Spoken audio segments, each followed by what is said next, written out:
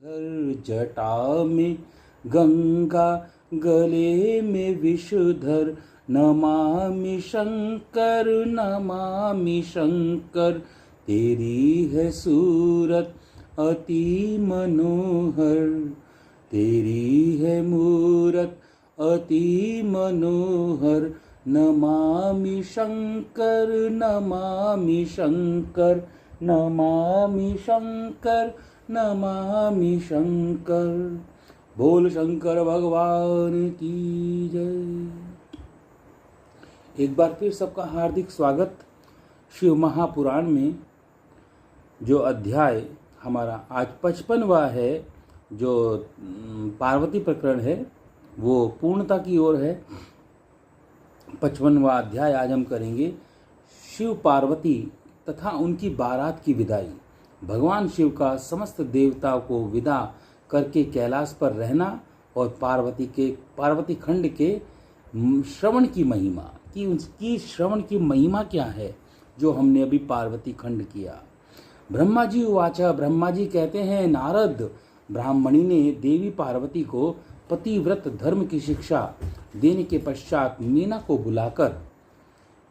को बुलाकर कहा, महारानी जी अब अपनी पुत्री की यात्रा कराइए, अब इसको विदा कीजिए।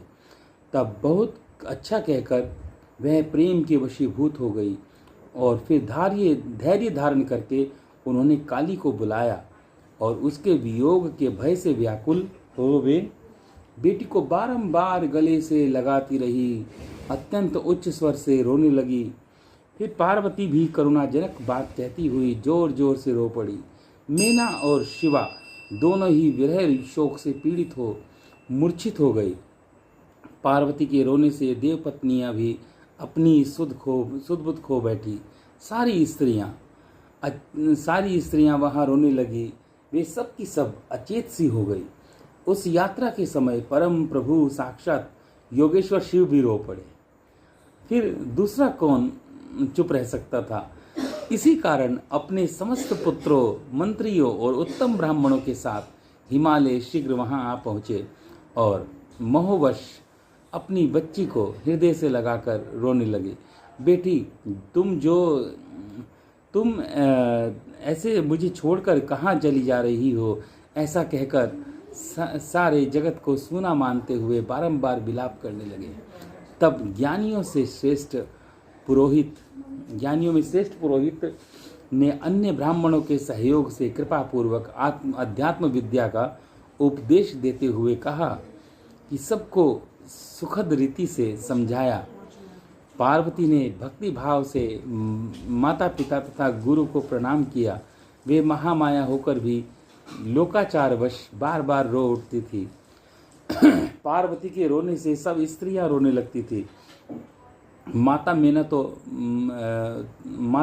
तो बहुत रोई, भौजाइयां भी रोने लगी। यही भाइयों की दशा हुई। शिवा की माँ, भाभियां तथा अन्य युवतियां बार बार रोदन करके रोने लगी। भाई और पिता भी प्रेम सौहार्दवश रोए बिना न रह सके। उस समय ब्राह्मणों ने मिलकर सबका आदरपूर्वक समझाया और यह सूचित किया कि यात्रा के लिए यही सबसे उत्तम और सुखद लग्न है। तब हिमालय और मेना ने विवेक पूर्वक धैर्य धारण करके शिवा के बैठने के लिए पालकी मंगवाई। ब्राह्मणी की पत्नियां ने मिलकर उसको आशीर्वाद दिया और शिवा को उस पर चढ़ाया और सब ने मिलकर आशीर्वचन कहे। माता पिता और ब्राह्मणी ने भी अपनी शुभकामना प्रकट करी। मेना और हिमालय ने पार्वती को ऐसे सामान दिए थे जो महारानी के योग्य थे। नाना प्रकार के द्रव्यों की शुभ राशि भेंट की थी, जो दूसरों के लिए परम दुर्लभ थी। शिवा ने समस्त गुरुजनों को, माता पिता को, पुरोहित को, ब्राह्मणों को तथा भौजाइयों को और दूसरी स्त्रियों को प्रणाम करके यात्रा की। पुत्रों सहित बुद्धिमान हिमाचल भी स्नेह के वशीभूत हो पीछे पीछे गए और उस स्थान पर पहुँचे जहाँ देवताओं सहित भगवान शिव प्रसन्नतापूर्वक प्रतीक्षा कर रहे थे। वहाँ सब लोग बड़े प्रेम और आनंद से परस्पर मिले। उन सब ने भगवान को प्रणाम किया और उनकी प्रशंसा करने लगे। वे प्रशंसा करते हुए पुरी को लौट गए।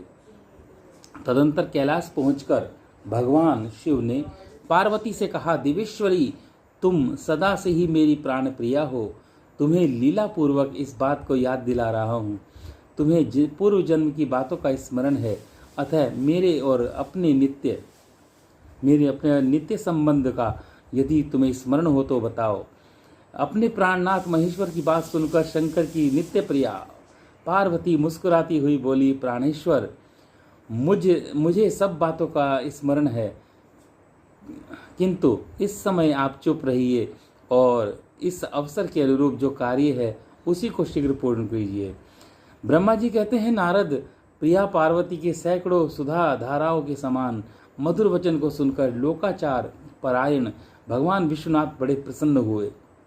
उन्होंने बहुत सी सामग्रियां एकत्र करके नारायण आदि देवताओं को भली भांति भांति की मनोहर भोज्य वस्तु खिलाई। इसी तरह अपने विवाह में पधारे हुए दूसरे लोगों को भी भगवान शंकर ने प्रेम पूर्वक सुमधुर रस से युक्त नाना प्रकार का अन्न भोजन कराया। भोजन करने के पश्चात उन सब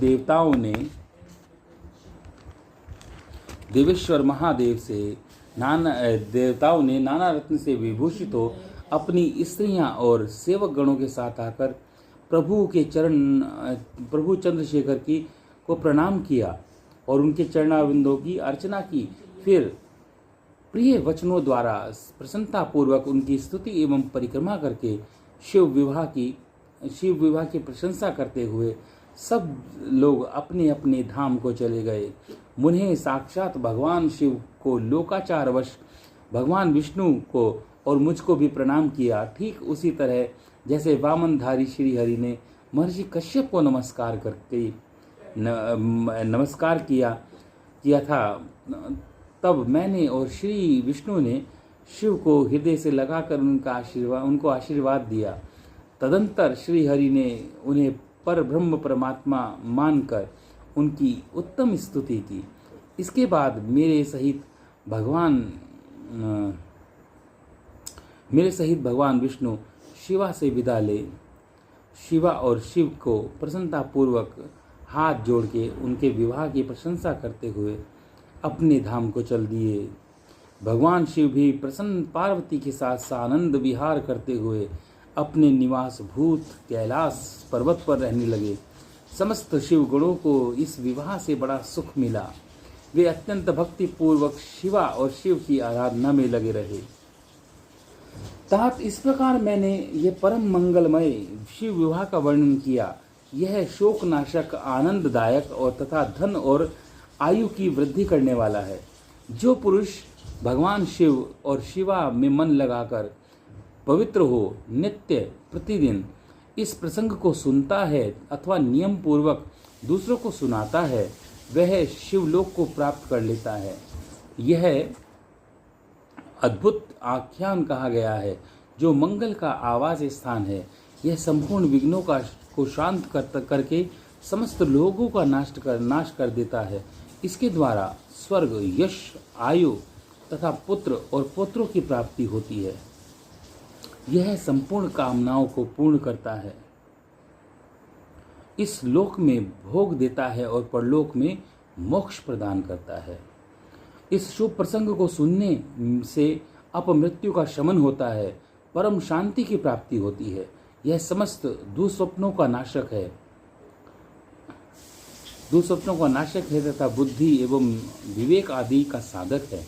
अपने शुभ की इच्छा रखने वाले लोगों को शिव संबंधी सभी उत्सवों में प्रसन्नता के साथ प्रयत्न पूर्वक इसका पाठ अवश्य करना चाहिए। यह संतोष प्रदायक है, यह संतोष प्रदान करने वाला है।